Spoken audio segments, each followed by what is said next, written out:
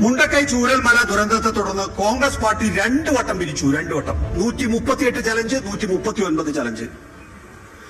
₹1 ട്രഷറിയിൽ വന്നോ? ₹1 ഈ പറയുന്ന മുണ്ടക്കൈ ചൂരൽമല ദുരന്തത്തിൽ ദുരിതബാധിതരായിട്ടുള്ള ആർക്കെങ്കിലും കൊടുത്തോ? ഈ ഡിസംബറിൽ ടൗൺഷിപ്പ് വരാൻ പോവാണ് സംസ്ഥാന സർക്കാരിന്റെ. ഡിവൈഎഫ്ഐക്കാരൻ 100 വീടിനാണ് പണം കൊടുത്തത്. 100 വീടിന്. CPM-കാരൻ QR കോഡ് കൊണ്ട് ഓരോ വീട്ടിലും സഞ്ചരിച്ചു. എന്നിട്ട് ആ QR കോഡ് വെച്ചിട്ട് മുഖ്യമന്ത്രിയുടെ ദുരിതാശ്വാസ നിധിയിലേക്ക് പണം കൊടുത്തു. ഞാൻ പറയുന്നത് ഇതൊരു ക്യാരക്ടറാണ്. ഓരോ രാഷ്ട്രീയ പാർട്ടിയുടെയും ക്യാരക്ടറാണ്. ഇപ്പുറത്ത് ലീഗും കോൺഗ്രസും യൂത്ത് ലീഗും പിരിച്ച പണം ഒരൊറ്റ പൈസ ഗുണഭോക്താവിൽ എത്തുന്നില്ല, ട്രഷറിയിൽ എത്തുന്നില്ല. ഇപ്പുറത്ത് ട്രഷറിയിലും എത്തി, ഗുണഭോക്താവിലും എത്തി എന്നുള്ളതാണ്. ആരെങ്കിലും ചർച്ച ചെയ്തിട്ടോ? പോട്ടെ, പ്രതിപക്ഷ നേതാവ് എല്ലാ ദിവസവും മാധ്യമങ്ങളുടെ മുമ്പിൽ വരുന്നുണ്ടല്ലോ. കേരളത്തിലെ ഏതെങ്കിലും മാധ്യമ പ്രവർത്തകർ ചോദിച്ചോ നിങ്ങൾക്ക് 138, 139 ചലഞ്ചുകൾ കിട്ടിയ പണം എത്ര? അത്രമാത്രം പറഞ്ഞാൽ മതി. അതിന്റെ തുകയൊന്നും പറയാം, അത് വിനിയോഗിക്കോ ഇല്ലയോ എന്നൊന്നും പറയണ്ട.